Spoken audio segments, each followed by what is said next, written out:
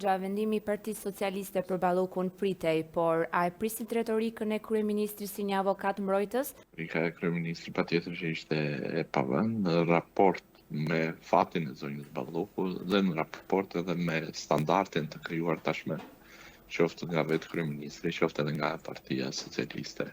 Patjetër deri tani të paktën për një sër deputetësh apo funksionarësh të Partisë Socialiste, kujtojmë tu zotin Bllako, zotin Koka, zotin Samir Tahiri dhe të gjithë personazhet e tjerë, zotin deri diku zotin Ahmetaj dhe gjithë të tjerët, patjetër që deri tani Partia Socialiste nuk ishte, sipas fjalëve të kryeministrit, nuk ishte mburoja ligjore jo e asnjë personi i cili në kurrizë dhe në emër të qeverisë dhe të Partisë Socialiste kishte kryer akte të caktuara që vinin ndesh me kodin penal.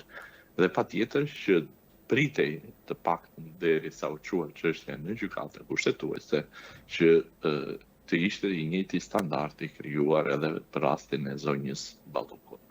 Në raport me të gjithë këtë, patjetër që retorika e kryeministrit në raport me prokurorinë e posaçme ishte pa precedent në krahasim me rastet e tjera, por sigurisht ishte një retorikë e pritshme për aq kohë sa u atakua vendimi i gjykatës së shkallës parë për korrupsionin dhe krimin e organizuar që përzulloi zonjën Balluku në gjykatën kushtetuese dhe më pas u prit vendimi i gjykatës kushtetuese, ndonse kërkesa për heqjen e imunitetit nuk ishte asnjë lidhje objektive apo subjektive në raport me pezullim.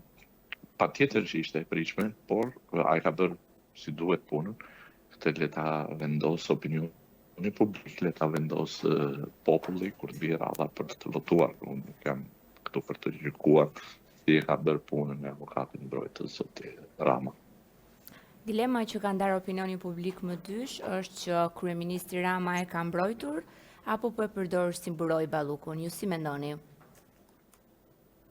Unë besoj që kemi të bëjmë me opsionin e parë, që është një mbrojtje që po i bën zoti Rama zonjës Balluku si zvencën e saj drejtpërdrejt. Unë nuk besoj që po e përdor si mburoj, të paktën në rastet e Bashkimit Evropian, por edhe ato të Evropës Juglindore kanë treguar që kryeministri apo presidenti në varësi të Republikës Parlamentare apo presidenciale në detyrë, pavarësisht se çfarë ka bërë apo për të cilën është dyshuar, nuk është goditur dot asnjëherë në edhe pse mund të ketë bërë gjëra shumë më të mëdha edhe për gjëra të cilat ka pasur prova, nuk është goditur në detyrë. Pra unë nuk besoj që zoti Rama po e përdor zonjën Balluku si mburoj që duke mos lëshuar atë, le ta themi në thonjza dhe metaforikisht, po mbron veten. Kemi të bëjmë një mbrojtje të numrit 2.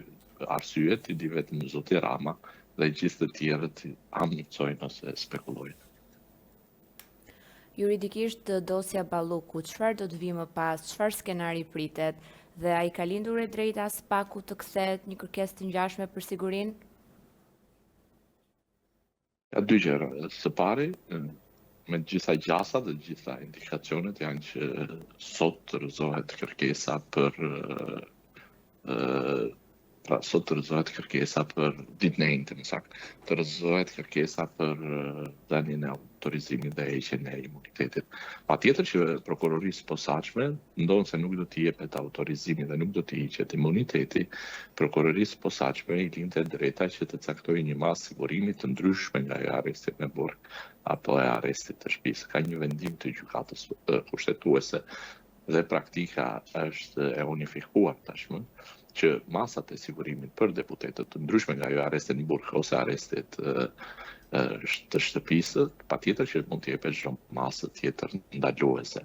Në rastin konkret mund të ndodhë që ndaj zonjës Balluku të caktohet një apo disa masa të tjera, siç mund të jenë ajo detyrimit për të paraqitur në policinë gjyqësore, ndalimin për të dalë jashtë shtetit, detyrimin për qëndruar në një vend të caktuar. Është një masë sigurimi, ndonse është përdorur shumë rrallë nga gjykata pra detyrimi për të qëndruar në një rreth të caktuar, pra detyrimi për të qëndruar në Tiranë dhe për mos lëvizur, apo edhe masat të tjera mund të jepet masa e garancisë pasurore nëse zonja Balluku do ta kërkojë dhe gjithë të tjerët. Dhe patjetër tani për të përgjigjur pyetjes suaj pjesës së dytë, nëse prokuroria e posaçme gjatë hetimeve paraprake do të njoftojë një akuzë më të rëndë se ajo që pretendohet deri më sot, ose do të gjej prova dhe fakte të reja në raport me çështjen e zonjës Balluku, patjetër që ka drejtë të drejtohet gjykatës së posaçme për dhënien e autorizimit. Ka të drejtë të drejtohet edhe një herë parlamentin për dhënien e autorizimit me një kërkesë të re dhe me prova të reja patjetër. Atëherë Spaku, a duhet të ketë prova të reja në kërkesën e re?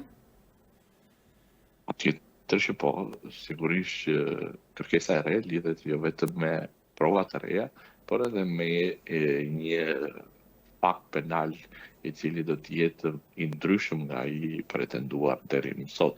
Pra fjala bie korrupsion pasiv apo shpërdorim detyra apo vepra të tjera penale të cilat lidhen patjetër me funksionet e zonjës Balluku. Nisma e gjykatës së lartë për të paraburgosurit a mendoni se është e imponuar politikisht? Pse pikërisht këtë kohë dhe pse nuk u kujtua drejtësia për këto standarde europiane kur qytetarët e zakonshëm përfundonin në burg për një lidhje të paligjshme energjie apo për një ndërtim pa leje?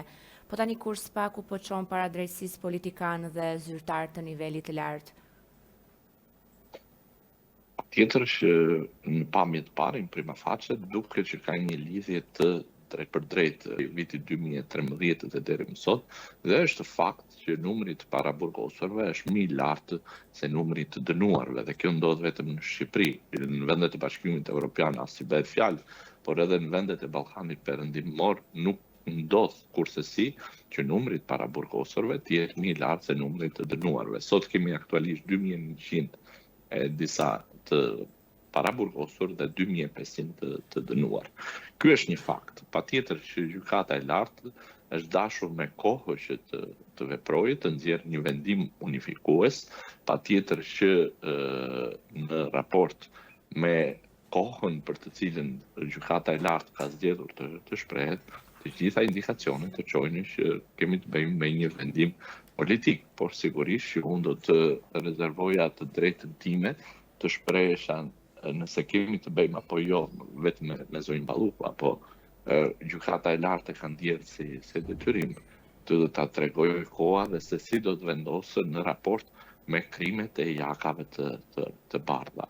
Unë besoj që kjo nuk rregullohet kjo situatë nuk rregullohet me vendim unifikues, patjetër që vendimi unifikues do të japë një lloj drejtimi të gjithët, por mos harrojmë që ne kemi një ligj të vitit 2016 që është ligji për mbikëqyrjen elektronike. U krijua një sallë, u blen mbyllëlyqet, u bë tenderi dhe gjithë të tjerat, dhe sot e kësaj dite nuk ka asnjë person i cili është me mbikëqyrje elektronike, pra me mbyllëlyqet elektronike. Sigurisht që një pjesë dërmuese e personave të cilët dyshohen për vepra penale të lehta, jo ato që përmendet ju, po ka vepra të tjera penale, për të cilët personat qëndrojnë me masë sigurimi arrest në burg, siç mund të jenë falsifikimi i dokumentave apo vepra të tjera të cilat dënohen maksimum deri në 6 apo 7 vite për kraj autorit të krimit, armbajtja pa leje ku nuk ka sjellë asnjë pasojë dhe gjithë të tjera. Sigurisht që mund të ndiqen me mbikëqyrjen elektronike. Mbikëqyrja elektronike është ajo që i mbikëqyr njerëzit në kohë reale, ku janë, ku ndodhen gjithë të tjera. Gjithashtu ka dhe gjëra të tjera, është sistemi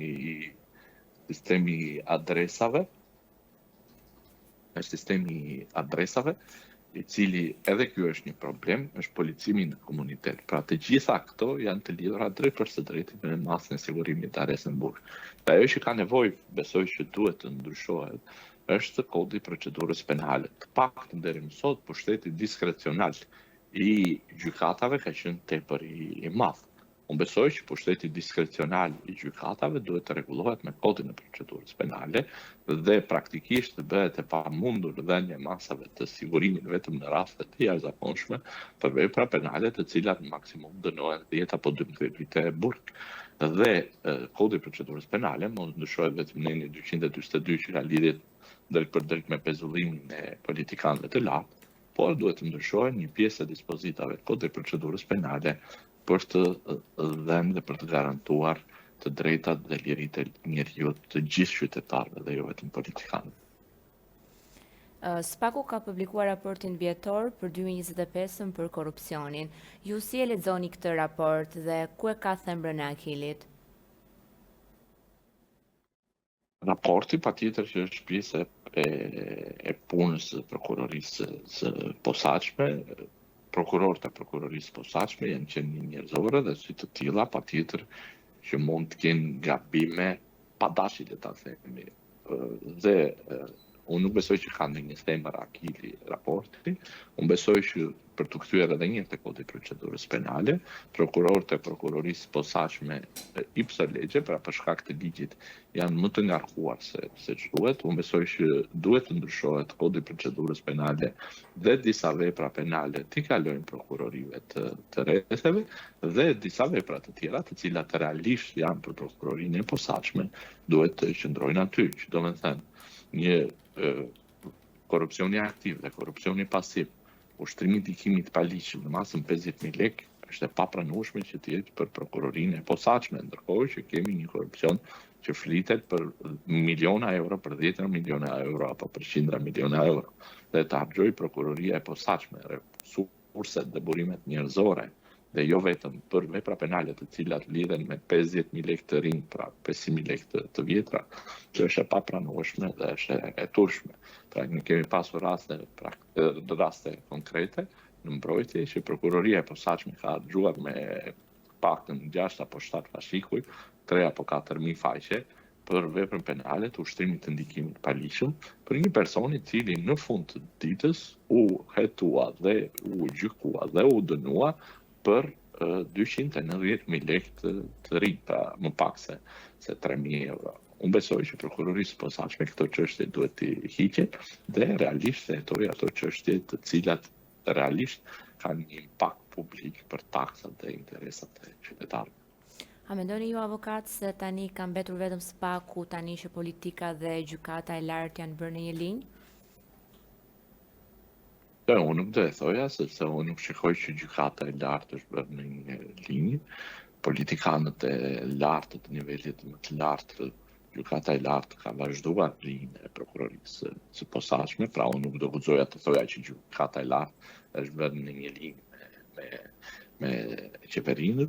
Kujtojmë këtu kërkesat pafund të ligjshme të rrëzuara të zotit Veliaj, apo edhe të politikanëve të tjerë, të zotit Meta, të zotit Koka, të zotit Bllako, të zotit Beqaj dhe gjithë të tjera. Pra nëse gjykata e lartë do të ndryshonte masat e sigurimit dhe nga gjykata e shkallës parë për korrupsionin dhe krimin e organizuar dhe të miratuara nga gjykata e apelit, patjetër që mund ta thonim.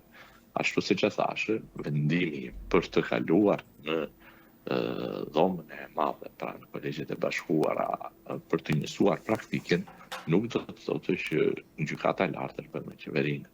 Ka një bad timing, pra lidhet koha me zonjën Balluku, por unë këtë nuk mund ta them që gjykata e lartë është bërë me qeverinë, sepse nuk ka asnjë të dhënë indicje apo provë që ta konfirmojë këtë gjë. Gjykata e lartë ka rrëzuar të gjitha rekurset e bëra ndonjëherë dhe pa të drejtë vetëm për mos ngritur opinionin publik.